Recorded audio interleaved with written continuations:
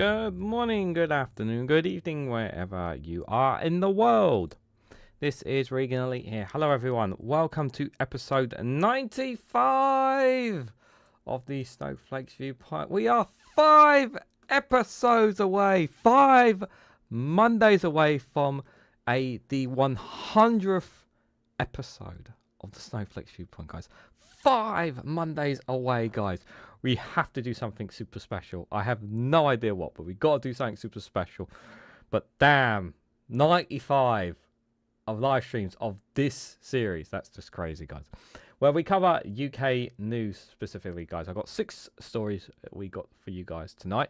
Here on the final day of the month of March, the 31st of the month, 2025 at 8 PM UK time. We are dual streaming live on youtube.com/REGANELITE and on twitch.tv/REGANELITE1. Guys, if you're on Twitch, if you're lurking in the shadows of the Twitch stream, don't forget to hit that follow button so you'll be and hit that bell notification icon so you'll be notified whenever I go live on the platform. If you are here on YouTube, make sure you hit that like button, share across social media, and subscribe if you haven't already. So, who's lurking in the chat tonight? Steam Banker, good to see you, buddy. Hope you're doing well.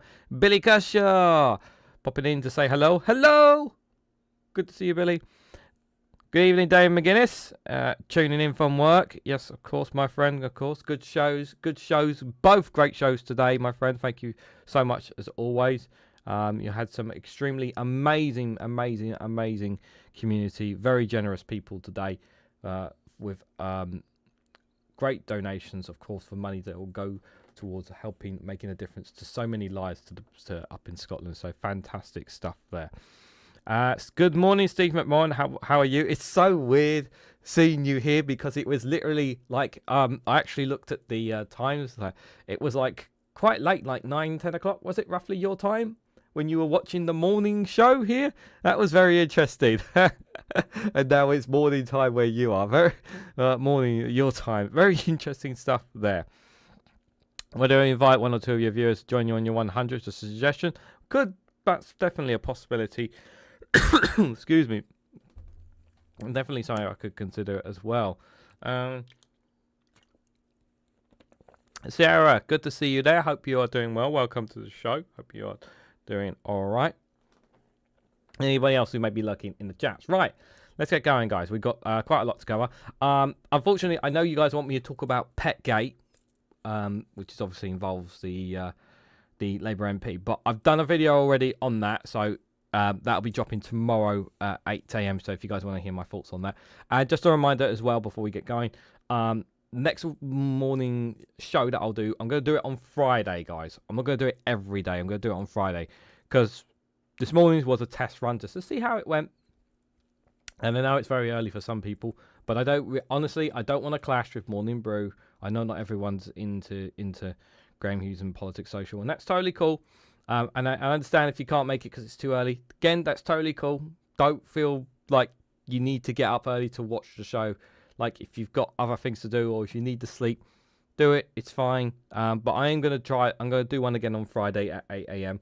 So if you guys want to join me for that, feel free to do so. I will set up that live stream at some point as well.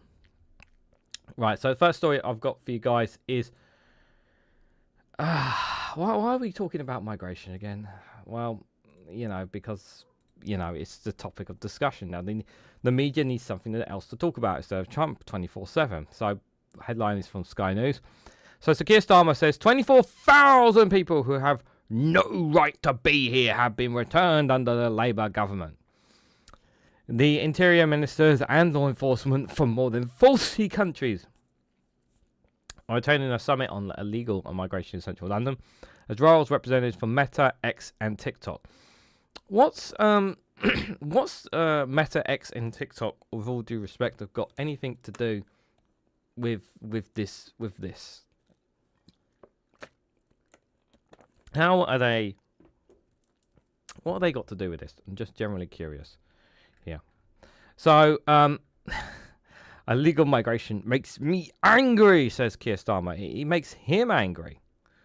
God, I do hate that. I do hate that fecking advert banner on by Sky News there. But Want to have a listen. Let's have a little listen to Keir Starmer, who currently is angry about migration, apparently. Illegal migration is a massive driver of global insecurity. It undermines our ability to control who comes here. And that makes people angry. It makes me angry, frankly, because it's unfair on ordinary working people who pay the price, from the cost of hotels to our public services struggling under the strain. And it's unfair on the illegal migrants themselves, because these are vulnerable people being ruthlessly exploited by vile gangs. There's no such thing as illegal migration. Like, this is a language that's been turned into normal, and they've normalized it. The Prime Minister should not be using that language. The government should not be using that language. There is no such thing as an illegal migrant. The terminology is wrong on all sorts of levels. Simon says 55. Good to see you there, buddy.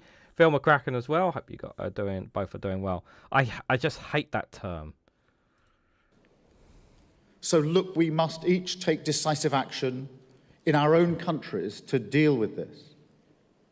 Nobody can doubt that the people we serve want this issue sorted. But the truth is, we can only smash these gangs once and for all if we work together. Or we could set up safe and legal routes, which has been suggested 1,000 times over by immigration experts such as Zoe Gardner, who points out that if you actually set up safe routes for people to come to the UK, you would actually kill the smuggling gangs' operations in one stone, because then they won't have to get in. Not only would they stop going on the boats, because that would kill that business, but it also stop them smuggling into trucks as well, where some have had fatalities as a result, as well as also causing trouble with the Eurostar tunnel when they're trying to get into the tunnel there. So maybe that might be the solution, but obviously he doesn't want to do that. Because this evil trade, it exploits the cracks between our institutions. It pits nations against one another. It profits from our inability at the political level to come together. It's a political choice that they choose not to deal with this issue. I've said that the reason that they are choosing not to use the safe and legal option is because they want to use it just like every other government are using it now. Use immigration as a political football. These people are being used as a political football for their own benefit. That's exactly what this is. Everyone knows you can deal with this situation. I've always said one of the ways, if we want to reduce global migration, obviously, of course, there are world conflicts taking place, and obviously that requires international cooperation, of course. But there's also the poorest countries on the planet. And yes, obviously climate is definitely a part of some of those factors, or some of those people leaving those areas, and we need to do our part to help those nations out. But then also at the same time, we have a lot of nations that have these skirmishes and these clashes and conflicts. People want to be able to, lots of people who leave there, a lot of people in certain parts of the world don't leave where their homes and their families and whatnot because they want to. They leave it because they have no choice. And people don't like the fact that people come to the UK. Well, the problem is that the United Kingdom has a history of being all over the world, hence the British Empire.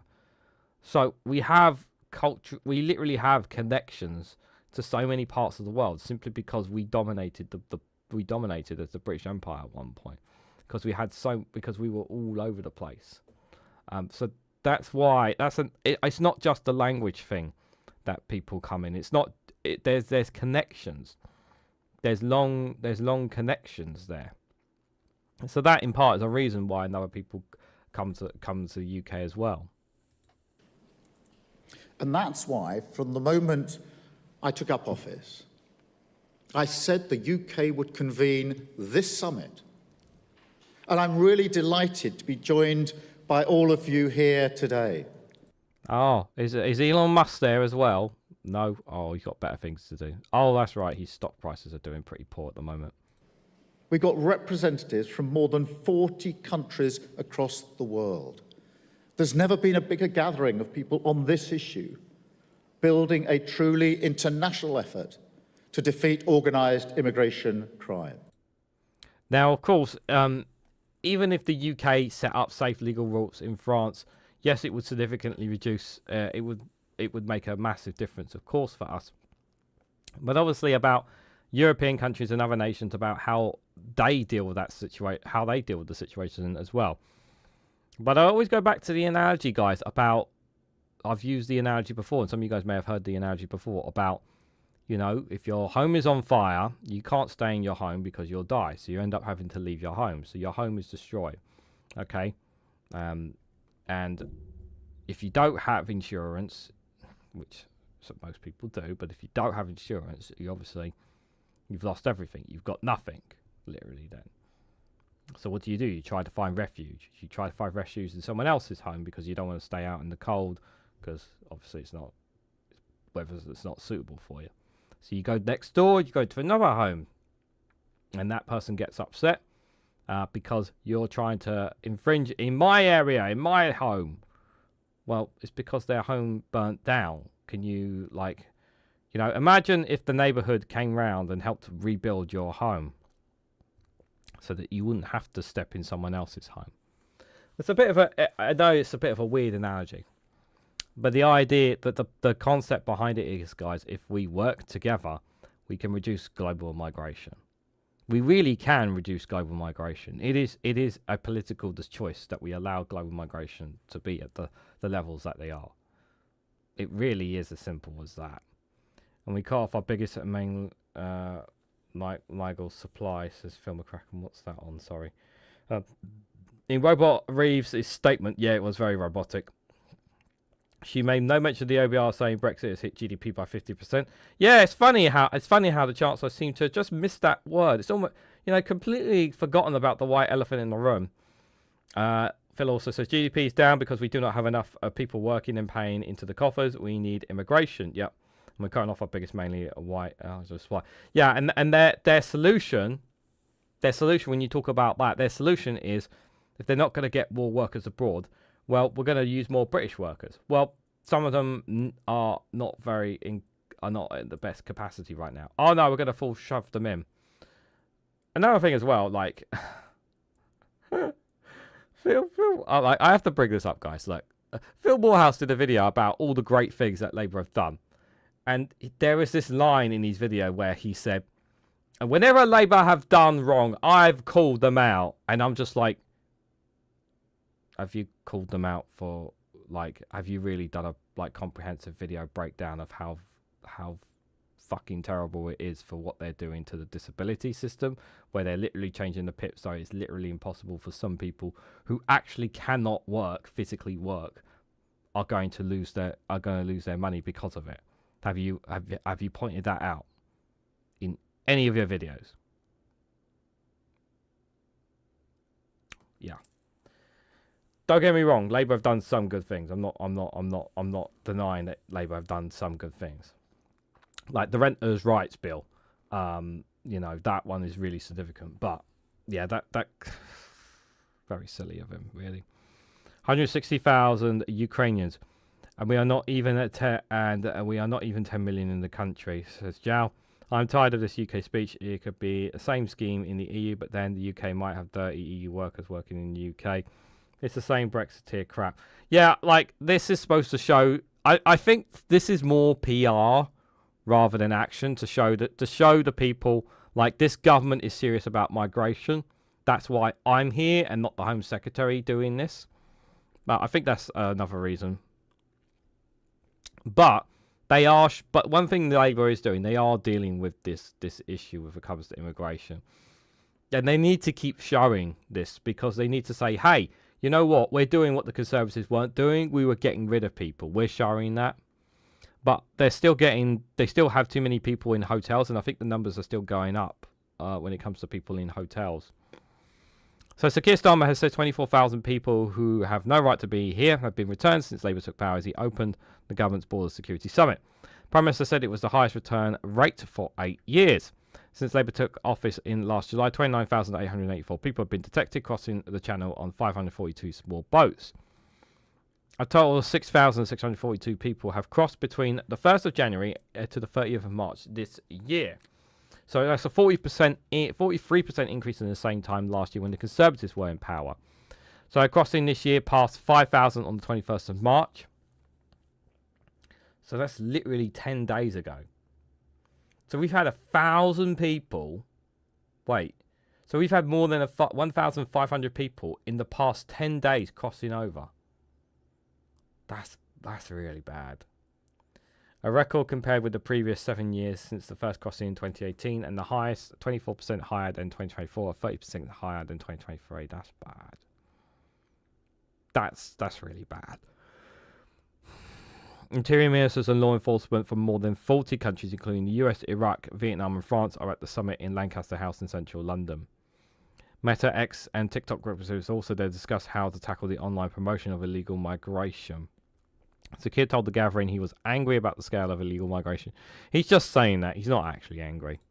He's just trying to woo reform voters to say, look, I'm angry. I'm upset about these immigrants.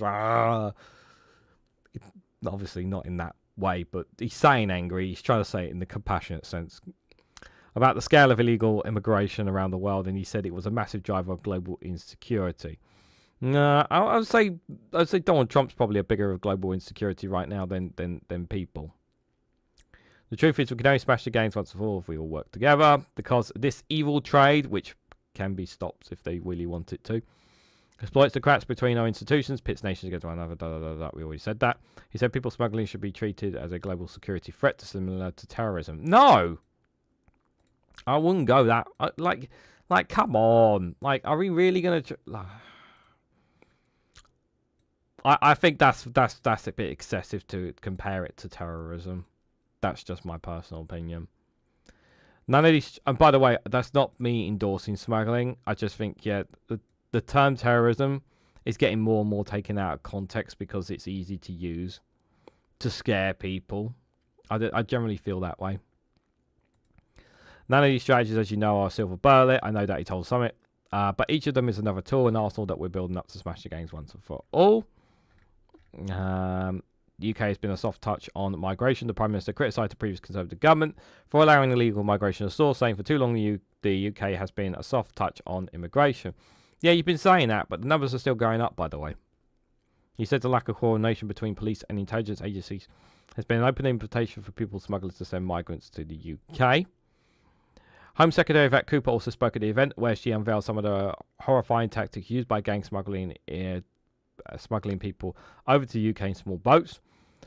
She said they place women and children in the middle of the flimsy, rigged, inflatable boats, and that when they collapse due to overcrowding, they fold in and crush them. All of your countries will have different stories of the way in which the gangs are exploiting people into sexual exploitation, into slave labour, into crime, the way in which the gangs are using new technology, she said. She said that they were not just using phones and social media to organise crossings, but also drones to spot border patrols. That's a new one. It is governments and not gangs who should be deciding who enters our country, she said.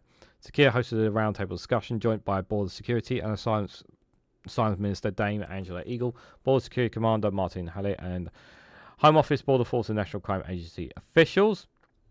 Seems like a very tight table there. Before the summit, Dame Angela told Wilfred Frost on Sky News, breakfast ministers were disappointed with the number of small boats crossings in recent months. She said one of the reasons was more people were being packed into each boat.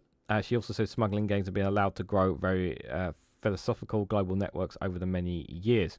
Yeah, well, you've allowed them to because, again, you've not made legal routes. Earlier, Ms. Cooper announced £30 million funding to high-impact operations by the Border Security Command. See, when I tell you guys, every time they say they have no money. Oh, look, they just found 30 million by the Border Security Command to tackle supply chains, illicit finances, and trafficking routes across Europe, the Western Balkans, Asia, and Africa. Additional $3 million will be given to Crown Prosecution Service (CPS) to increase its capacity to prosecute organised international smugglers and to support the BSC to pursue and arrest those responsible for people smuggling operations. Like, here's the thing. I'm happy that 24,000 people who have no right to be in the UK have been deported. You know, that's a good thing, because obviously we want to control the levels. We can't have everybody in the UK. There needs to be, if those who have arrived illegally, they need to be processed, and if their asylum claim is not acceptable, then they need to be deported. That's one thing that they have done, is they've increased the processing. So yeah, I've got to give credit where credit is due when it comes to the processing. That it's been a hell of a lot better than it has been with the Conservatives, that is for sure. Obviously the scrapping of the Wanda scheme, that whole nonsense, and the Conservatives are still banging on about it. They're still banging on about it. Like, literally, Chris Phelps was, like, it was a video from Max today. Chris Phelps was trying to justify, once again, the Rwanda scheme. And it's just like, please shut up about it and move on. But the numbers are still going up, and the main reason is global migration. I mean, I think it was last week I was talking about that South Sudan is literally on the brink of a civil war, of another war again. So it's like, oh, look, another war's about to start. And it's just like, well, where do you think they're going to go? Because there's literally people from Sudan fled to South Sudan because of the war that's going on there, as well as other countries. And it's just like, you know, more people are going to flee to the north of Africa. More people are going to try and cross the Mediterranean than ever before. Some of them are going to cross through into Europe to try to get to the north, get to Calais. And then, like, again, like, unless we work as an international body to help these nations, it's just going to go up and up and up, guys. The UK is a signatory to the United Nations Refugee Convention. It has a legal responsibility to refugees and asylum seekers. Thank you for that reminder, Phil. Of course. Yeah. And if it was up to Nigel Farage and Reform UK, they would pull us out of that signatory. They would actually pull us out of that. Differentiating between economic immigrants, asylum seekers, and people without a homeland was never a specific of the UK, as this says Joe. Portugal welcomed my family, Prussian and French immigrants. Yeah, thanks for that as well, Joe. Appreciate those comments, guys. Yeah, it's so we have obviously, and this. Then you also have sometimes mistakes that happen. Now, obviously, there's been a lot in America when it comes to people's documentations and whatnot. But I wanted to share this story from The Guardian here. I thought this was quite an interesting one. So this Polish woman who's 80 years old faces deportation from the UK after mistakenly filling in the form online. Okay? I'm not going to be able to pronounce her full name because I don't want to botch it. I'm just going to say Lisbesta, I think. I hope I said that all right. Refused the time to complete the paper application, but was only told the decision after the visitor visa had expired. So let me read the bit of context into this story, guys. So a Polish woman has been threatened with deportation by the Home Office because her application form to stay was accidentally filled in online instead of on paper. Everyone makes mistakes. Mistakes happen. I'm sure you guys understand that. Ahoy, Contaholic. Good to see you there, my friend. Hope you're doing well. We all make mistakes. Totally fine. But because of this issue, they're saying that she should be threatened with deportation. What? Like, and it's the right thing to do to go to the media in a situation like this, because then it makes the government look bad if they deport that person as well. Because then it pressures the government to say, no, you can't deport this person, because otherwise he'll get blown all over the media, and then you'll be made to look bad. So Isabetta, 80, has been living alone in her flat in Warsaw before arriving in the UK last September. Okay, she's only been here since last September. Her only child, Michal, 52, an aero-neutral neural engineer who lives in Lincoln with his wife, had been travelling regularly to the Polish capital to support her. She has been living in the UK. Since 2006, initially as a EU citizen. He subsequently became a British citizen and has a dual Polish-UK nationality. As his mother has become increasingly frail, he wanted her to move to the UK so that he and his wife could care for her properly. There is a legal route under the settlement scheme for people in Oswani's situation to bring parents to the UK. Yeah, that's totally understandable. Obviously, she doesn't have any. Obviously, it's a bit. not ideal for her, because obviously I'm sure she would rather be in her home country than in the UK.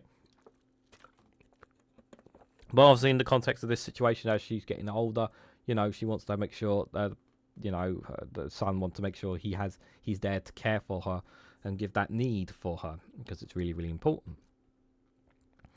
Swana arrived in the UK last September on a 6-month visitor visa, and shortly afterwards the application containing all the correct information was made for her to live permanently in Britain with her son and wife. Until a few days ago, the family had heard nothing from the Home Office, although the application had been lodged in good time before the 6-month visa expired. But on the 25th of March, the Home Office finally responded, informing the family, "Unfortunately, your application was not valid and we are unable to accept it." The rejection letter went on to say, "The required application process for someone applying as a family member of a relevant naturalised British citizen is to use the proper paper form. Your application was made online. There is no right of appeal in respect of an invalid application." There is no right of appeal. So basically they're trying to say, no, she's got to go back. It seems wrong. Like, there are circumstances, obviously. There are, like, every case is a bit different. But this is generally, this is a case of they did it online when they weren't meant to do it online. They were supposed to do it on paper. Now, I don't know about you guys, but what difference does it, like, to me, it's like, because obviously I don't know what the process is like. I don't know if anybody here knows what this process is like in the chat. Feel free to enlighten me. But to me, it's like, if you've gotten all the information, what's the issue? Okay, you've done it in the, why does it matter that it has to be in paper and online, as long as you get the relevant information? Okay, maybe the paper requires a signature for it. Okay, maybe that's probably the reason there. But surely, like, you're going to deport someone based on the fact that, that because you've done it online, and you're saying there's no right of appeal? Like, yeah, this is just very, very silly. The rejection letter informed Oswana that she did not have the right to be in the UK as a visitor visa had expired, and that the consequences of staying unlawfully included being detained, fined, imprisoned, along with being removed and banned from returning to the UK. The paper form for an application to stay must be requested from the Home Office, which prints the person's name on it and then sends it by email to the applicant, who must print it out, fill it in and post it back to the Home Office. The Home Office has said it is moving its immigration system online, but not everyone is aware that some applications are still required to be done on paper. So this is a communication error by the Home Office, not really her then. As I said, it is a big disgrace from the Home Office. It was only after almost 6 months that they told us the application was invalid. My mum is very distressed about this. I'm her only child, we're very close, and we want to spend the last few years together. My wife and I will be looking after her in our home. I pay my taxes and I'm a good citizen. This makes me very angry. This is a country of law and democracy, but this decision feels like it was made by a Soviet bureaucracy. The family solicitor, Caroline Smith from Red Wing Immigration, said, "The implementations of the application being rejected as invalid are very drastic. It was harsh from the Home Office wouldn't accept the online application or allow time for a paper form to be completed. Isabella is now without legal status in the UK due to the delay in reaching this decision and is distressed by this. As there is no right of appeal against the Home Office decision, Smith is planning to start judicial review processes against them." And the Home Office spokesperson said, "It is our long-standing policy not to comment on individual cases." Yeah, because, you know, they can't comment on the case. But yeah, they fudged up, basically, the Home Office here. They fudged up on this individual. And generally, I hope they sort this out and the Home Office U-turns on this, because it just seems like a silly one for me. Like, the fact that it's their fault as well. Like, this is the thing. When it's the Home Office's fault, you know, they need to own up to it here. And if all the information and whatnot is correct and there's no issue and and the information is all there, but you're saying it should have been done in paper, and it's just like, well, that's not her fault. That's your fault for not providing that documentation sooner. Like, you can't blame her for that. you know. But that's just, it seems like that's what they're trying to do here. But, you know, especially in her age at 80 years old, you know, the thought of her being sent back at that age, it seems rather silly. It really does seem rather silly, all this. Humanitarian reasons. Never have they heard about it. Yeah, humanitarian reasons. Yeah, that's a good question. She used blue ink instead of black ink. Obviously a dangerous criminal. What? You used the wrong ink. Deported. That's just something ICE would do, wouldn't it? Oh, you used the wrong colour. You're supposed to use the red ink, not the blue ink. You're a Democrat. That's First they came for the communists and I did not speak out because I was not a communist. Then they came for the socialists. I did not speak out because I'm not a socialist. Yes, I'm aware of that. Yeah, yeah, if you don't speak out, yeah. Maybe they think she's going to be a smuggler. You saw the picture of her. I don't think she's going to be a smuggler, but I will say, obviously, it's very good they actually went to the media about this, because obviously it means that like I said, if they actually try to deport her, it would be really bad. It would be bad publicity because of the story behind it. So they will sort out her issue. I'm fairly confident they will sort out her issue, guys. That is for sure. Next, we go from a party that's kind of like, man, they're there, but you know, I'm not, you know, they're a party that's kind of there. Even though they've got like 70 MPs in the house, it just feels like they don't really speak for a lot of the UK. Like they got the, what is it, fifth amount of votes at the last election, but this one is from the BBC. So Liberal Democrats aim to become the party of Middle England. You're what, Regan? The party of Middle England. You're what, Regan? I'll get to it. Let me explain, guys. So Liberal Democrat leader Sir Ed Davey has said he wants to replace the Conservatives as the party of Middle England as he launched his campaign for the local elections. Sir Ed said that the Lib Dems were vying for votes in 20 Tory-run council areas and aiming to overtake the Conservatives as the second biggest party in local government. Lib Dem leader told activists in May's elections were a two-horse race between his party and the Tories in much of the country. Let's be very clear here, actually, as well, before we go any further here. A lot of people voted Lib Dems out of tactical. A lot of people did vote for Liberal Democrats out of tactical voting. I'm gonna say this. Like, I'm gonna be honest, Ed. Like, don't get me wrong. I loved your promotions and antics you were doing in the run up to the general election, but I just don't think people voted for you because they like your party or your policies. And I think some of their policies are good. Like, they've got good policies, but it's just like they're not a party you really take seriously. And because they got in bed with the Tories, it's still, yes, I know it's more than, I know it was like more, I know it was 10 years ago, guys. I know it was 10 years ago, but you know, they're still there. Like, you still got in bed with the Tories. You still got in bed with them. That still kind of stinks, you know. And we don't know if you'll ever do that again because you tasted power and it costed you guys vilely. But I just don't, like, I just can't see them right now. Like, I'm seeing some polls where people are still going to vote Conservative. I'm seeing some where they're going to, the Conservatives are doing better than Labour in some parts. I'm seeing the odd ones, guys. So Kemi hasn't been entirely, like, to us she seems crap, but to some people they actually see her as doing pretty decent, believe it or not, from some conservatives' point of view. Like, her last Prime Minister's question was actually her best one, despite it being trash. Like, generally, if you go back and look at all the Prime Minister's questions between Kemi and Keir, the last one was the better one that she's had. I wouldn't say Keir was rattled, but I think she did okay. I'm not saying she did good, by the way, and especially some of her language. But I think more like this.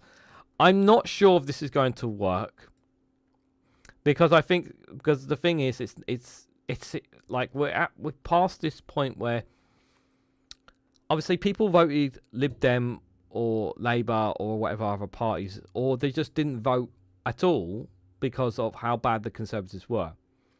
Those people who didn't may just decide to turn out and vote Conservative now because things are different, because they're on the outside. So I'm not sure how well they're going to do. I really am not sure. The Lib Dem leader told activists in May it was a two-horse race. Sorry, I said that already. He also said his party was now the natural home of voters fed up with the Labour and disappointed with its record in government so far. I don't know about that. Like, I don't think people are going to think, oh yeah, let's turn our votes to Lib Dems instead of Labour. We know where most people want to take their votes. They want to take it to Reform UK. That's the sad reality is that people want to,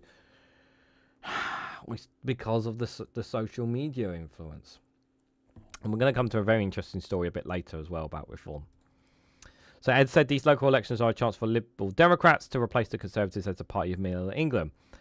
We can overtake the Conservatives as the second biggest party in local government, replacing failing Conservative-run councils, and take their residents for granted with Liberal Democrats once that work for hard for the local communities. So Ed kicked off his party campaign in typical Zanzi fashion in Oxfordshire, where he was given a lesson in hobby horsing and ran through an obstacle course.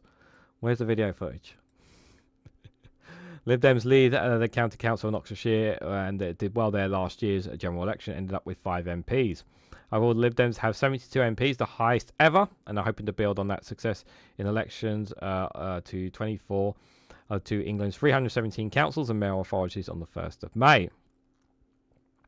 Under Sir Ed's leadership, they've made a point of focusing their campaign in Tory-held areas in the south of England, describing them as the Blue Wall. The Lib Dems topped a recent YouGov opinion poll in the south of England. In particular, the party is targeting Conservative-run councils for its election in May, including those in Shropshire, Oxfordshire, Cambridgeshire, Wiltshire, Devon and Gloucestershire. Yeah, those are the same ones they targeted before. If you look at what's happening in the last July in the general election, we won many of these seats, Sir Ed told the BBC. That's why we've got a spring in our step. Well, he's taking part. You know, again, like this kind of stuff, like it's publicity, you know. Sometimes there's that saying, guys. There's that saying that any publicity is good publicity, you know. In yesterday's local elections, Lib Dems gained an extra 104 councillors to take and took control of 2 councils. So, and by the way, anybody from the Reform side of things, because there might be the odd ones lurking in the chat, lurking in watching this now. Like, they did not. There was not a single, like, if you want to point one out, feel free to do that. But any councillors that Reform won, they didn't actually win. They just literally switched from Conservative to Reform. I don't think they actually won any councillor seats. I think maybe 5, maybe 10. As to Keir, Roger Devine, good to see you both. Hope you guys are doing well.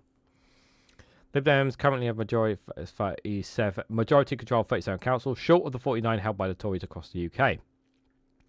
But the Lib Dems are looking to pick up votes at the expense of other parties as well.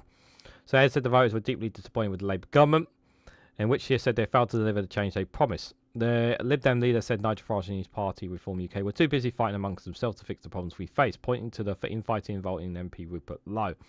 No, I think they've kind of moved on from that, if I'm honest. The Lib Dem election launch follows similar events by the Tories and Reform. About 1,650 seats will be contested in 14 county councils, 8 ambulatory authorities, 1 metropolitan district, and the Isles of Scilly. There will also be mayoral elections in the west of England, Cambridgeshire and Peterborough, and for the first time in Hull and East Yorkshire and Greater Lincolnshire. Elections to all 21 county councils in England were due to take place, but last month the government announced elections would be postponed in 9 areas where councils are undertaking reorganisation and devolution. No mention of the Greens, BBC. Oh, that's right. It's not a negative story, so they won't talk about them. Like, I think that I honestly don't know. Like, right now, my position is right now here is that even though that the Liberal Democrats I've not heard a lot about them. I mean, I guess Daisy Cooper has been in the news recently with some of the things with regards to the welfare system. She was on Question Time, on the last Question Time as well. I think for me, she's a natural successor to Sir Ed Davey. I think Daisy Cooper would be a much better leader than Ed Davey. I know he's been around a long time, but she seems like someone that will definitely appeal to people. I think she could take the Lib Dems take the Lib Dems probably to new places. I really do think so. But I'm skeptical about whether the Liberal Democrats will actually take these seats from the Conservatives, because even though we all think that Kemi Badenoch's going to crash and burn, and we expect her to crash and burn, some polls are not saying that, and some people are. And you have to remember, a lot of people at the general election just chose not to vote, who were diehard Conservatives and just chose not to vote. Those people could come out of these local elections, and they have won council seat. They have been winning councillor seats, the Conservatives. So we have to take that into account as well. So interesting to say the least there, guys. Alistair Keir, thank you so much for the £10 super chat, my friend. Appreciate it. Some funds for the hard work you do, REGANELITE. Thank you, Alistair. Much appreciated, my friend. I really appreciate your support. Thank you. Ginger Lefty, good to see you there lurking in the chat as well. Hope you are doing well, and everybody else who's here. Tories have a lot of historic support, says Roger Devine. Absolutely, that's it. Yeah, because they've been around for a long time. They've had power. People are. It's just both parties have voters where they're just dedicated forever to them, no matter what. But obviously, as time passes on, new generations come in. There's people for reform. There's people for Greens. There's people, some people are going for the independents. So there is that slow change. But yeah, there will always be those. But I don't expect this yellow wave that's coming that they're expecting at local elections. I don't expect that at all. I don't expect that at all. So guys, a reminder, yesterday was Mother's Day. So for those who, I hope, to any mothers who are listening, I hope you had a wonderful Mother's Day. And I wanted to remind you all of Mother's Day, because what better person to remind us about Mother's Day than our good friend, Garen, who wants to wish all the mums out there a lovely, happy Mother's Day. Happy Mother's Day to all the mammies. How are you getting on? It's Mother's Day in Ireland and the UK. If you're from another country, sorry if I made you panic there. But you can say Happy Mother's Day anyway. It's the least you can fucking do. She gave birth to you. 28 hours my mother was in labour with me. Was it worth it? I'd say she's still trying to figure that out. I was roughly this size when I came out. The doctors have never seen anything like it. God bless her. I'd say she wasn't even sure if I was human, but she raised me like one of her own. Mothers are the most fantastic people on the planet. They give life, they nurture life, and in return, we make that process infinitely more difficult. Whether it's your ma, your mam, your mammy, your mum, your mummy, or your mom, no, that's very Americanized, cut that out. You better not call her by her first name either, that's very disrespectful. Give her proper fucking title. I hope all the mothers feel very special and appreciated today. We'd be fucking lost without you. You are delicious. And follow me. I'm delicious. Very nice one. Very nice one there. Bit of laughter and a bit of sincerity there from Garen. I really like that one. Really like that one. So yeah, for those who celebrated Mother's Day, I know not everybody did, but if you did, obviously, happy Mother's Day to all the wonderful mums out there. Hope you all enjoyed it. Just wanted to get that one out there for you guys. Just a reminder, if you haven't already, hit that like button, share across social media, subscribe if you haven't already. If you're on Twitch, make sure you follow and hit that bell notification icon too, so you'll be notified when I go live on there as well. And just a reminder, guys, we'll be back, of course, tomorrow at 6 o'clock as well with the Snowflake Corner. I'm sure we'll be discussing Trump, America, Gaza, and amongst other things there for the world news as well. So do join me for that as well. But don't you worry, guys, we still got more to cover here on The Viewpoint. Like I said, we are 5 Mondays away from the 100th episode of the Snowflake Viewpoint. It's absolutely ridiculous. Regan, you literally have no life. Not true. Not true, guys. Absolutely not true. Just not. Aren't they through Philly and they will grow again? That's all lefties should be aware and alive to grow that. What's that about? What's that about? Tories have history. Tories are history for a generation. I hope so, Phil. I really hope so. They are, Roger. Too many people with good short-term memory, says Phil. Nice beard, and I am also delicious as gel. Indeed.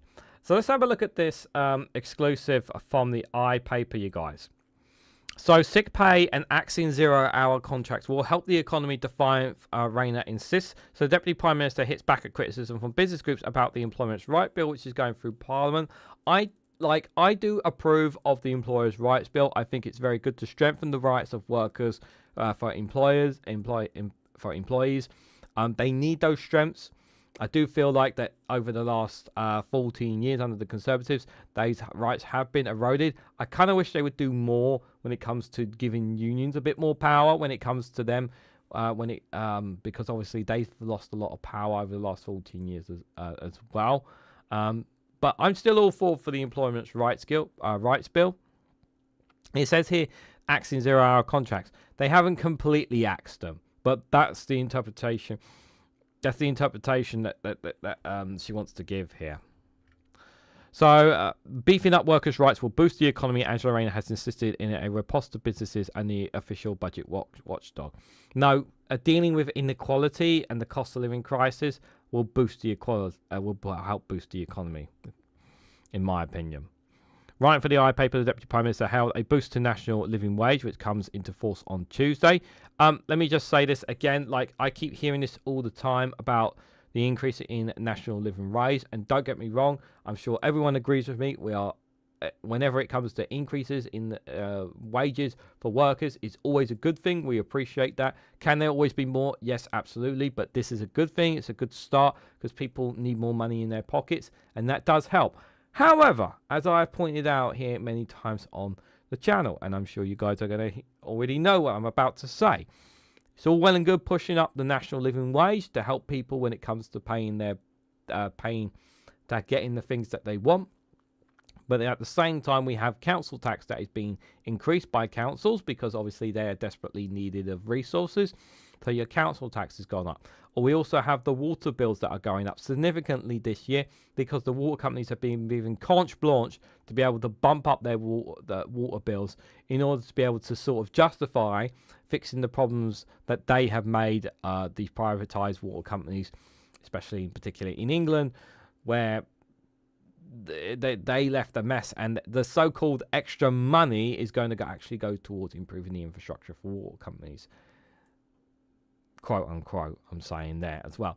Oh yeah, and also, you know, your energy bills, like, they're going to go up too, but they might drop a little bit at this time of the year, but they'll probably go back up again as we head towards the cold again, because that's what traditionally happens as well. Also, my rail fare went up as well. Well, I know that from when I travelled on the weekend as well, because I know how much I pay to go and travel, get the train to go and see my parents, and it's gone up. And that's with a two together rail card as well. So I know that things are costing more. So while it's all well and good saying, yeah, the national minimum wage is going up, and that's all great, if we could freeze at least bills, like stop them going up, that would probably be a bit more helpful. Just saying, anyway. No worries, Cultaholic. Good to see you popping in the chat. Much appreciated. Anybody lurking in there as well. Phil McCracker says, bills are going up. Fuel, council, tax, utilities, mobile phones, TV package, etc. The wage rise is gone before it gets in your pocket. Exactly. Like, this is the point that they never point out whenever they brag about the increase in national living wage. They just don't acknowledge the fact that everything else is going up as well. That's the problem. It's not changing. It's not changing the fact that people still live in inequality. It's not changing the fact that people who are grinding 30, 40, 50 plus hours a week or whatever, it's not changing their situation. It's not putting people. I know the situation right now with the rental market and the housing market is problematic, but it's not changing those situations.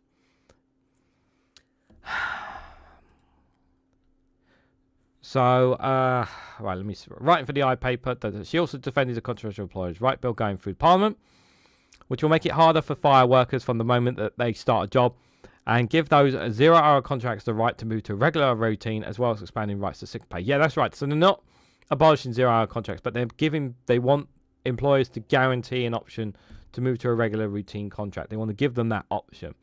Because because the controversy was there were some people who wanted 0-hour contracts, which I think is a bit weird personally, but for them for them in the gig economy it is preferable. I think it's like the people like the Uber drivers and not Uber drivers, those on the Just Eat bike rides and whatnot.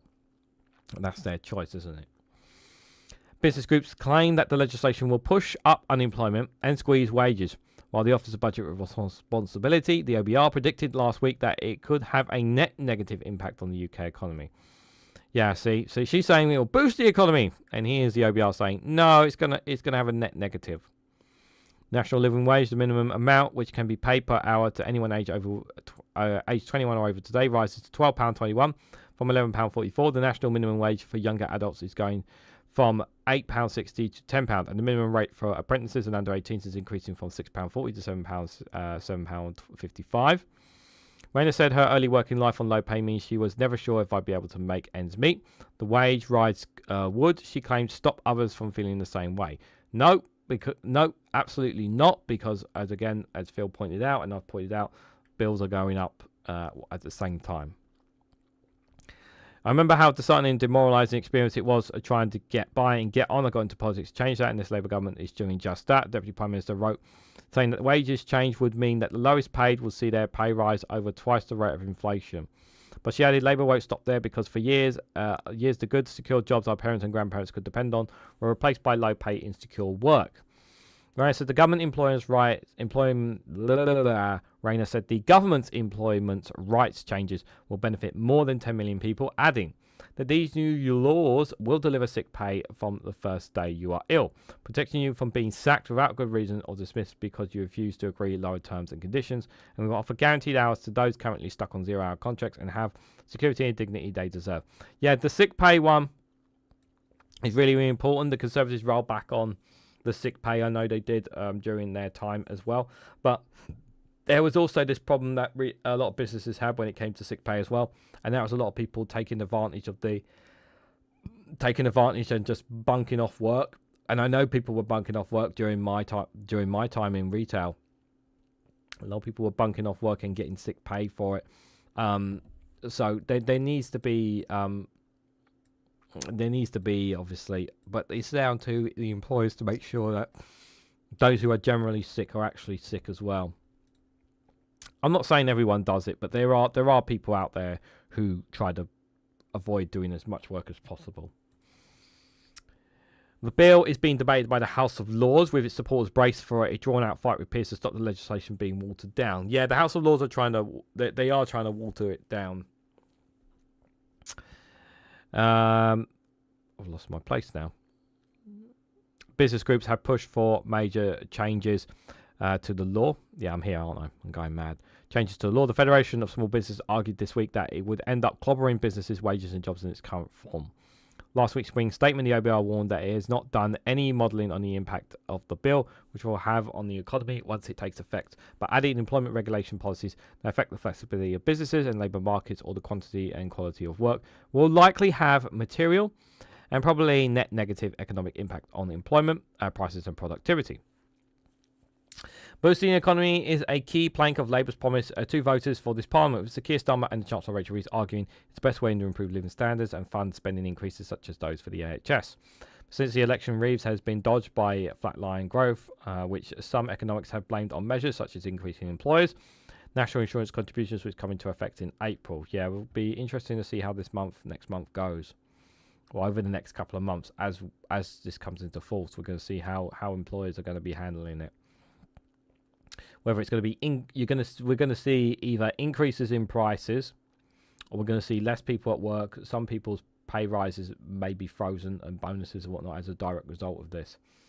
So I'd be interested to see if prices change in the shops. Despite the row of the economic effect of the workers' rights law, a source close to Reeves insisted Chancellor was fully supported the package. Source says Rachel made clear of the importance of security at work.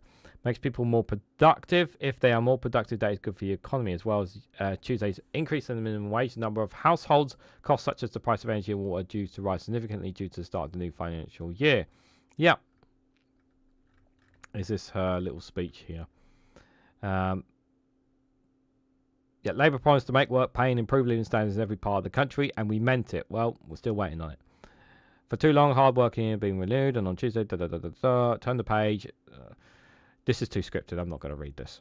If you want to read it, you're more than welcome. This is too scripted. It's not worth it. But yeah, Tories alongside Reform oppose every single one of these steps. They are just opposed to the minimum. They were opposed to the minimum wage 2 decades ago. They're not on the side of working people that this Labour government is. Well, time will tell. Time will tell. But like I said, like they haven't even been a full year in government yet. And, I am prepared to see the end of this year at least to see what they have done. Like, because there are, like, the excuse, like, they can keep banging on about the Conservatives this, Conservatives that. But that and £22 billion black hole, but that argument is going to run dry eventually. They will also come to their big business donors. The bill will be watered down when you are West Streeting, and 60% of your donations are from the big pharma and private health companies.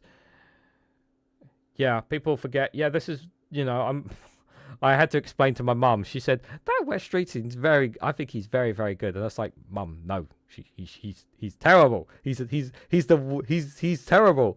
And I was like, and I had to explain to my mum why West Streeting is actually a really nasty person. And yeah, of course, the big pharma stuff as well, I had to point out as well, among other things. But yeah, as for this, like, helping the economy, as of right now, I'm not convinced. But like I said, we'll see at the end of the year. And the thing is that the global economy is all going to be out of whack anyway because of Donald Trump and his tariffs. So, like, whatever the Chancellor does, we're going to get hit by ripple effects from whatever America does, one way or another. Whether it's directly being affected by tariffs or not directly affected by tariffs. Like, there's going to be a ripple effect of some sorts. So, yeah, that as well. Right, the next piece I've got for you guys is a very interesting one here from Open Democracy. Been a while since we covered a piece from them. 10,000 angry white men and me. My night with Reform UK. Undercover at Reform UK's biggest ever rally, I saw white men bond over fury at migrants, trans people and politicians. I feel like, yeah, I'm just like, all these people, like, just are so, like, are just so blind to everything around them. They think all their problems are resolving around some of the most minuscule nonsense in the country. And they think that these are the reasons why things are crap, and it's not. What trans people got nothing to do with their problems, nothing at all. And migrants, the idea is you want people. We've already talked about migration anyway. Politicians, I get politicians, I get that, especially when you've got the likes of Talk TV and Mike Concrete Graham constantly telling you how bad Labour are all the time, and telling you how you can grow concrete, and you've tried it yourself at home as a Reform UK voter, white man, and you just keep putting that concrete in the garden and waiting and sprinkling some fertilizer and whatnot, and only to find that the concrete is still not growing, despite Mike Graham telling you that he has grown concrete, because Mike Graham would never lie to you on the radio or on Talk TV, because he's always 100% honest with you, isn't he? Yeah, I thought so. Let's Reform will fix it. Is this Bob the Builder? Bob the Builder, he ain't. Bob, do not associate yourself, Bob the Builder, my friend. Please do not associate yourself with them. And by the way, I'm just seeing that brand, the JCB tractor there. Isn't that the same company that's bulldozing Palestinian homes and building the settlements in the West Bank? Is that the same company? I'm pretty sure that is. Someone let me know in the chat. I'm pretty sure that is. At Reform's UK rally in Birmingham, the line to the men's toilets is the longest I have ever seen. Snacking around for circular foil at the city centre's Utilia area are dozens of men from all walks of life. Young, pale men in grey and blue suits, diminishing clones of American white nationalist leader Richard Spencer, circa 2016. Group of lads clutching plastic pint glasses and as tattooed biceps burst from under their t-shirts. Oh, biceps. Hold on, let me just fix my Twitch chat, the chat here. I lost my track. Why do I keep losing? Bicep burst from under t-shirts, middle-aged men in casual clothing, hair slipping back from their foreheads, and older men in tweeted county jackets. Reform rosettes pinned to their labels. Some are wearing Save Britain baseball caps. Other sports caps in boil with Make Britain. Oh, God. We're really making it a thing, aren't we? It's not MAGA. It's I can't even pronounce it. MBGA. Mega. I just can't use the phrase. It's not working.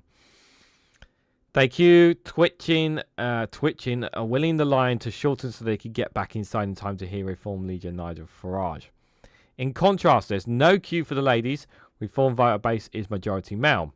Although there are some women here, some of whom seem to have come with their husbands. So some of them probably come against their will, maybe. I'm just alleging. It's a mix of working class women with cotton tops and jeans, and country club women with glossy hair over blazers. They eye me suspiciously. They know who he is. He's been exposed. Unsure why a young woman is here alone, but mostly it's just men. And apart from the staff pulling pipes and checking bags, every single face is white. She That's interesting. Reform has landed in the centre of the UK's most diverse city. It's famed for its curry mile and the birthplace of the Babi currying dish.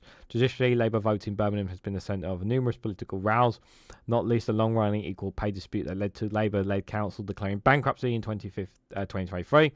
It's also a hub of political active and engaged young people. People who are pro-Palestine and anti-cuts, and who are out on the streets surrounding the venue tonight to show they are anti-reform. As I make my way past the protest, a Reform volunteer greets me with a thumbs up and a well done, you made it through. The woman behind me grumbles that our taxes are paying their benefits, referring to the left-wingers with their signs. Based on what? Based on what? Like, you're just making that assumption. Sounds like typical knuckle draggers, says Alistair Keir with his £2 super chat. Yeah, they do sound like it. Definitely does, doesn't it? Oh, by the way, guys, as well, if you weren't aware, so Femi, obviously, like, he tried to get in, but he wasn't allowed in. Even though he had a ticket and whatnot. No, he wasn't allowed in. You know, free speech, you know, democracy, you know, that's what they believe in, but just not people who disagree with them. But free speech and democracy, Reform UK, yay! Or maybe, just maybe, I'm just putting it out there. You know, I'm just asking questions like Nigel does, guys. Maybe, just maybe, Femi wasn't allowed in because he's black. Just putting that out there as a possibility. Not saying, not accusing Reform of racism. I'm just putting it out there, putting the question out there. You know, like Nigel does. Just putting that out there. It's just speculatory, guys.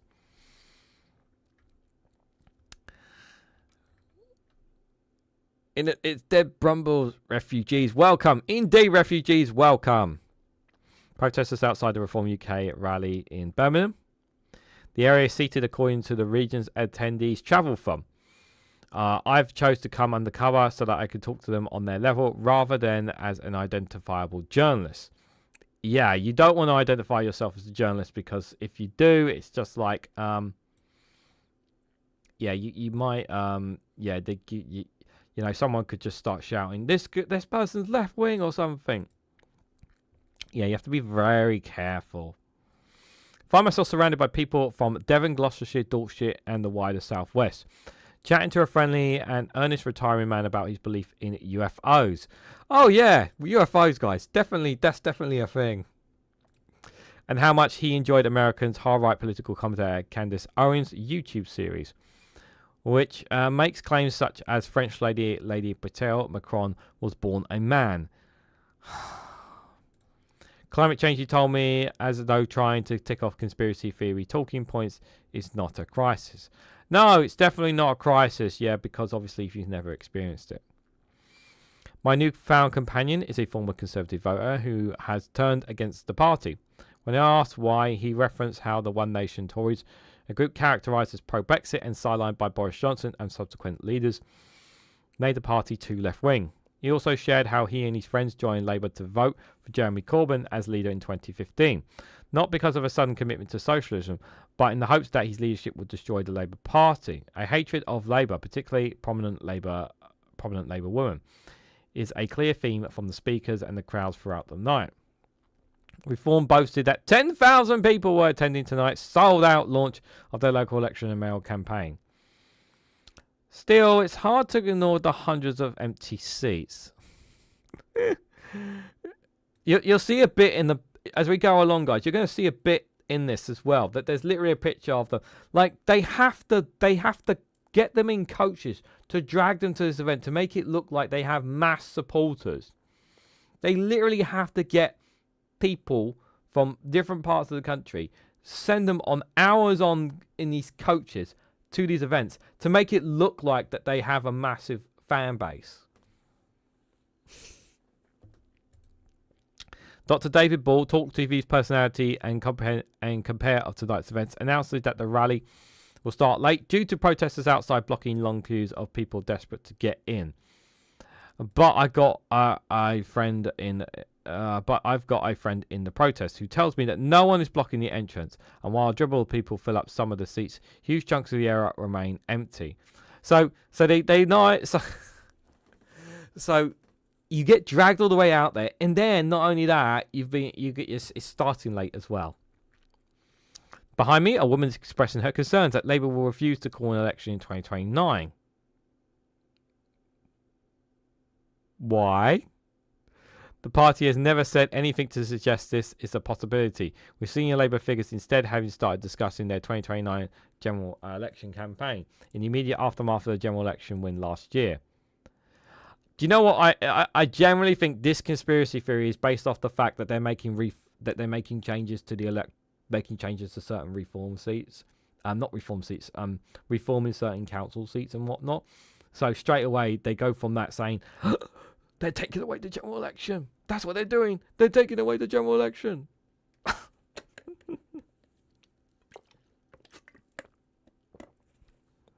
Those illegal aliens ain't probing hillbillies in Iowa, says Joe.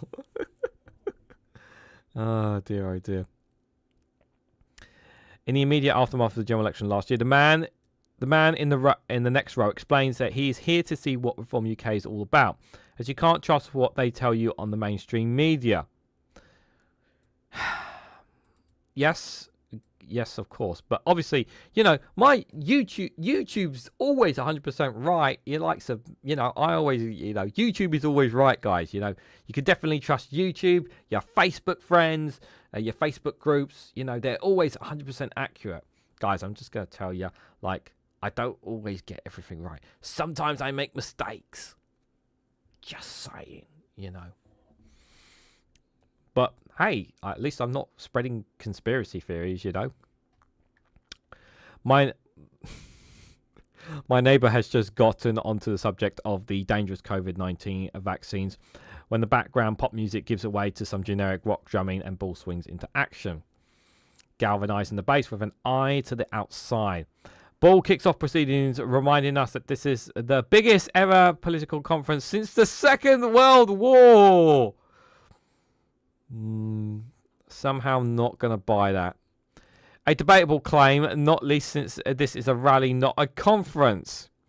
and that the events are being watched online around the world, including in the Oval Office. They're claiming, yes, Donald Trump is watching this very thing. I yeah, the desperation. He then takes us on tour of the set, a broken Britain high street with piles of waste and rubbish bins representing Birmingham's long-running bin strikes. Ladbrokes, a betting shop, a pun on betting firm chain Ladbrokes, where the odds are good on a Reform 2029 election win. Cinema screening a film called Tax Me If You Can, starring Starmer and the Farmers, and a closed-down pub named The Royal Oak. The camera zooms into posters of Sir Keir Starmer and Boris Johnson in clown makeup. People laugh. I remember that laugh too. Oh. Sorry, sounds like there's a lack of brain cells in that conference centre. It's not a conference, it's a rally! But thank you for that £5 super chat, Alistair Keir. You've been very generous tonight. Much appreciated. Yeah, I wanted to get this one because it's so interesting. Just reading what the undercover is telling us here. This is so fascinating to me. The event appears to have three purposes.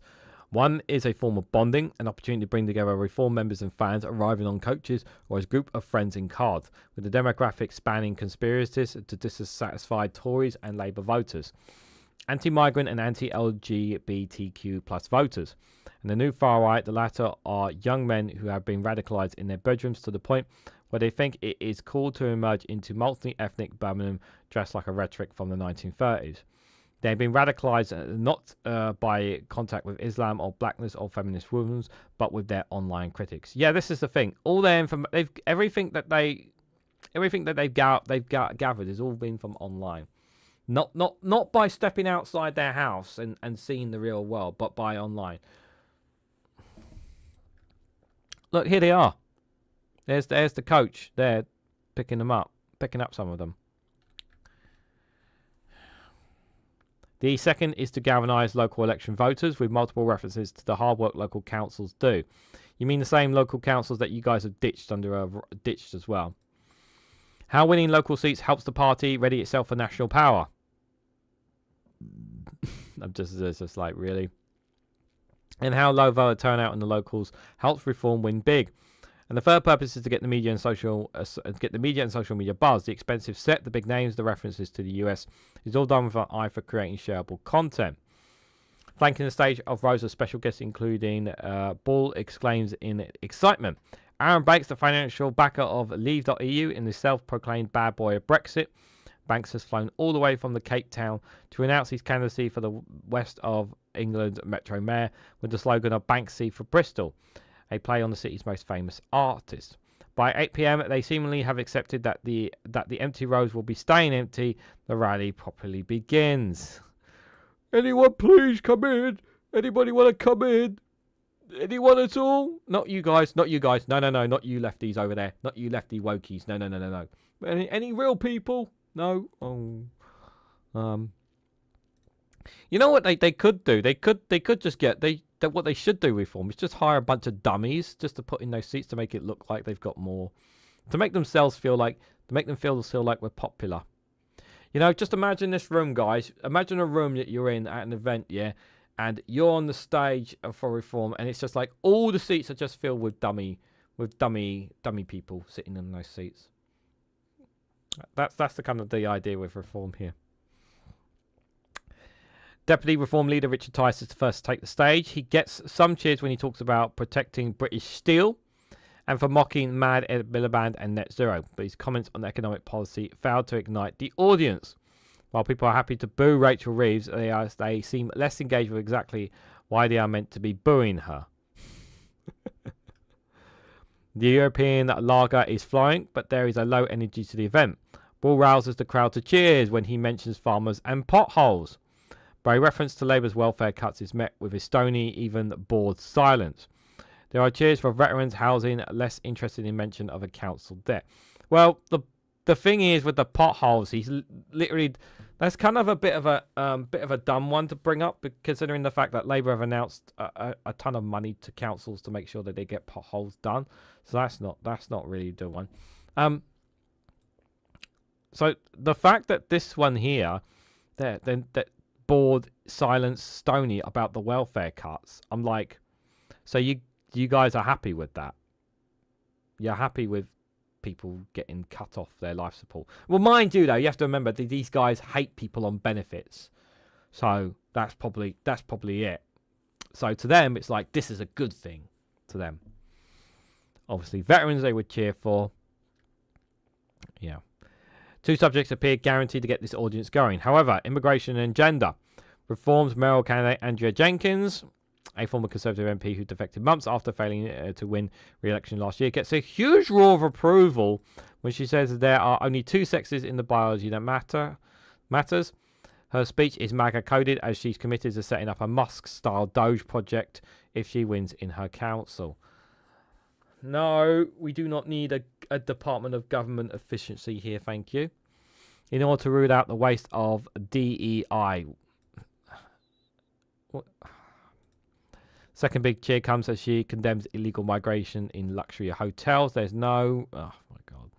Being given free driving lessons by the Conservative Council. Send them back. Men shout in response. Your music switched to a football chant and the crowd gets to their feet. Brain, here we go, here we go, here we go. As Reform MP Lee Anderson, 30 Paley. Another Tory defector. I've just realised in the time I'm probably not going to have time to cover the Byline Times article. Lee Anderson, another Tory defector, takes the stage, opening his speech with a broadside against LGBTQ plus rights. Anderson denounces school teaching children that there are 72 genders and bringing in drag queens in huge shoes to read stories to a 5-year-old and corrupt their innocence. This is 100% bollocks, and he knows it. There are not 72 genders, you donut. He rallies against rainbow lanyards. Oh no, guys, rainbow lanyards. They're a disgrace. How dare you wear something colourful on your lanyard? It's so distracting. Warned by NHS staff and recommendations made in an adequate paper that the term midwife should be replaced with parental practitioners. Bollocks various men call out. I remember to laugh and clap along, but I'm starting to feel horribly sad. The raging against rainbow lanyards brings up memories of growing up under Section 28, the Tory law that banned the promotion of homosexuality in schools and by local authorities between 1998 and 2003. There is, of course, a performance element to rainbows in the workplace. Symbolic representation does not translate to subsequent change, but it's better when any visual expression of LGBTQ plus people in publicity-funded spaces was effectively banned. Yeah, why they got so many empty seats here? They got so many empty seats. The crowd amped up on gender. Anderson moves on to immigration, spitting rage at the thousands of undocumented young men who have crossed the English Channel since Starmer came to Downing Street. It's not correct.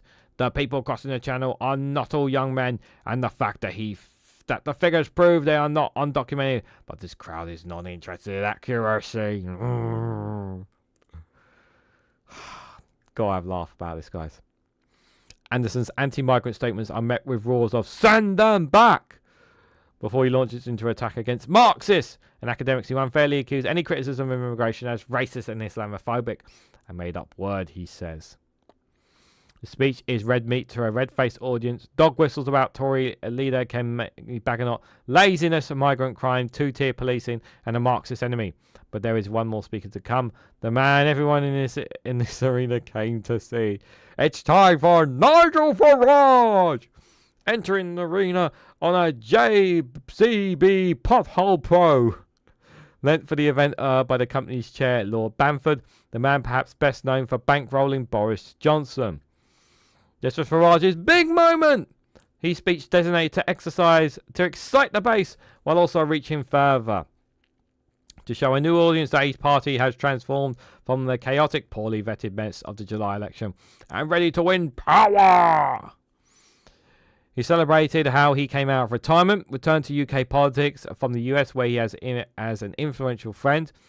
The Verley Vale reference to Donald Trump got some cheers, because I generally believe that if we don't address the level of economic and social decline in a few years, this country won't resemble anything that we grew up and that we loved. It's a dog whistle statement to his fans, not least a deliberate use of decline, but crucially Farage's speech is a determined effort to pitch reform as a broad church. We couldn't give a damn what your skin colour is, he tells 99% of the white audience. Why wasn't Femi let in then, Nigel? Just asking the question. We couldn't give a damn what religion you are, and we don't care about your sexual preference.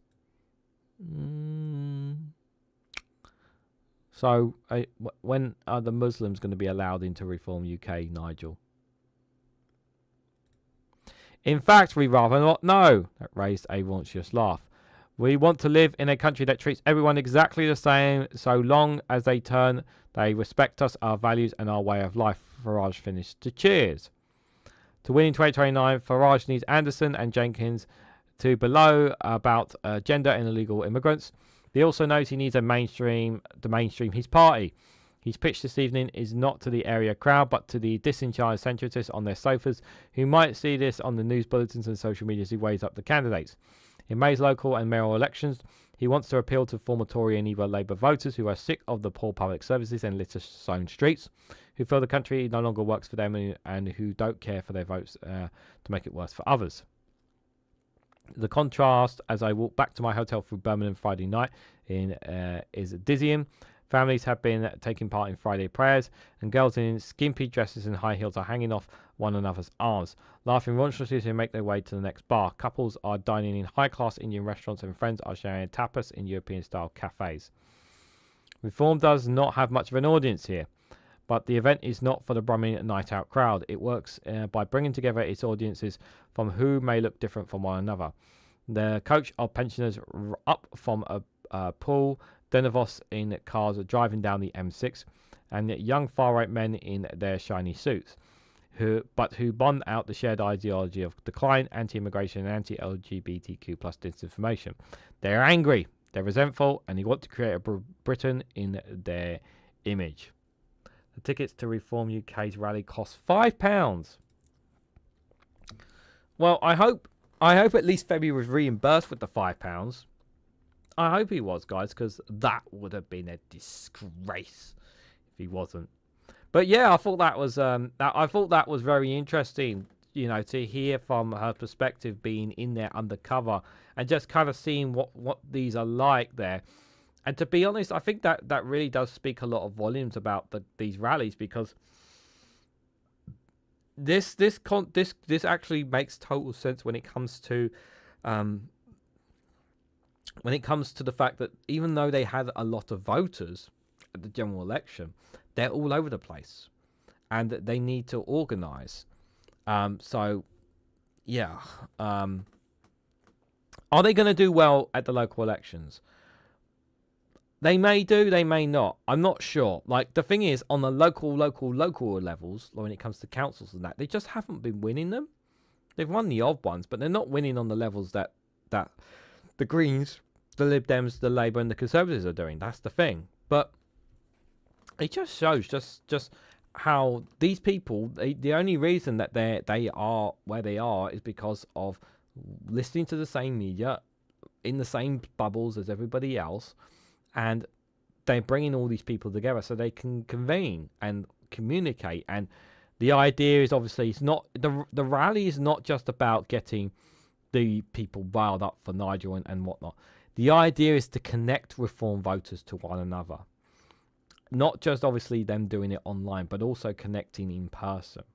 That's also what it's about doing. Banding them together, because obviously if they're more divided, they're easier to break up or easier to change, to try and convert and whatnot.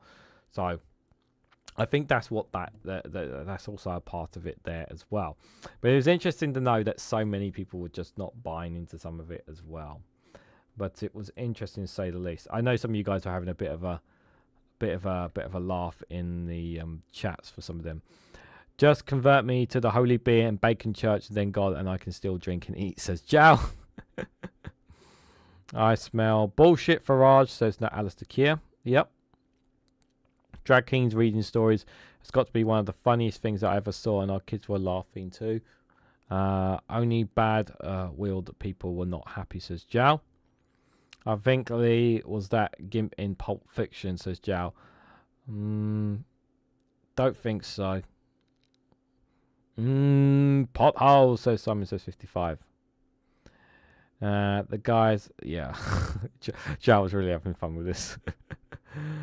Why are people you would never think of breeding with so worried about who is doing the breeding, says Jao. Yep, exactly as well. Yeah, is that absolutely crazy bonkers stuff, guys. And so is this story from Garen as well that we're going to see ourselves out. I am going to leave the Barline Times one because of the time here, guys. But I've got one last funny video, so don't run away just yet. We got one last funny video. Don't worry, got one last funny video for you guys. Apparently, England is trying to reclaim Ireland. An absolute disgrace if I ever heard one, guys. Warning, it's going to get very loud the moment I click start. Yeah, I've been warned. Fuck off!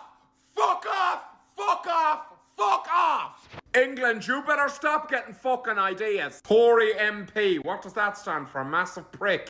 He's saying that Ireland should join the Commonwealth. Oh yeah, because that went fucking great for us last time. As I said yesterday, I'd rather shite in a black toilet than join the fucking Commonwealth. And by the way, the Commonwealth is gone fucking soft. He used to conquer the world, now you all just have a panic attack because Meghan Markle started a cooking programme. Here he is yapping on about it, I'm not fucking listening to it again, but the gist was this. Ireland should emulate Canada and Australia and join the Commonwealth. As if anyone wants to fucking emulate Canada. Listen, Canada, I love ye, but you don't exactly bring cool to the table. When I think of Canada, I think of expensive eggs and the French. Also, the Australians want nothing more to do with the Irish. We already travel over there in our billions and lie on their beaches with our horrible pasty bodies. Anyway, no way and follow me. I'm delicious. Sorry, Canada. Sorry, Canada. Sorry, Canada. Oh dear, poor Canada, guys. They got shot down there. They got shot down there. That was a great one from Garen. Great one from Garen. Guys, thank you all so much for coming along. Thank you, Alistair Keir, for the super chats tonight. It's very generous of you, my friend. I really appreciate your support. Appreciate everyone coming out tonight. I hope you found it informative, and I'm sure, and I know some of you guys in the chat had a little bit of fun with that piece from Open Democracy as well, having a bit of fun mocking those people as well. We needed a bit of mocking of them anyway, to be fair, because it's like, it's just, some of it is just incredibly deluded. Like, it's just deluded, and if we can't, like, especially in these times right now, we need to have a bit of laughter in all of this, guys. So thank you guys all for coming along. But just before we go, of course, gotta check the gang behind us.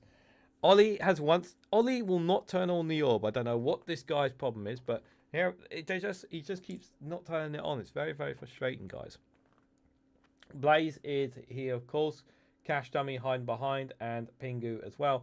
I need to find a way to get them all in the screen, guys. Gotta find a way to make it happen. This is a big problem. It's definitely, if there's one thing that's definitely costing me more super chats and gifted memberships, it's not getting the gang in full view. That's a big problem. So I need to structure something here where the whole gang are in view. So I think that will definitely help in terms of super chats and gifted memberships, allegedly. So guys, just a reminder, I will be back live tomorrow at 6 p.m. with the Snowflakes Corner. So if you can join me for that, that would be greatly appreciated. The next morning, Good Morning with REGANELITE will be Friday, guys. I will set that up. I will set that up, make that available at some point. But yeah, tomorrow you just get another normal video at 8 a.m. just for reference there. So I'm not going to do the whole Monday to Friday thing. I think that's a bit too excessive. But we'll do Monday. We'll do this Friday, and give it another try, see how it goes. Anyway, but yeah, thanks you guys all for coming along. Have a great week as always. Take care of yourselves as well. But just before I go, if you haven't already, hit that like button. Be greatly appreciated. Share this across social media so others are notified of this video. If you haven't subscribed already, please consider subscribing because it does help support the channel. And if you're on Twitch, why haven't you hit that follow button? Be greatly appreciated as well. And if you want to go one step further and financially support me and the work that I do here, you can do so by becoming a YouTube member for as little as 99p. You can even join me on Rumble or Patreon for exclusive content on those platforms. And there is content dropping on those platforms this week. So thank you all so much for watching, and I hope to catch you all very, very soon.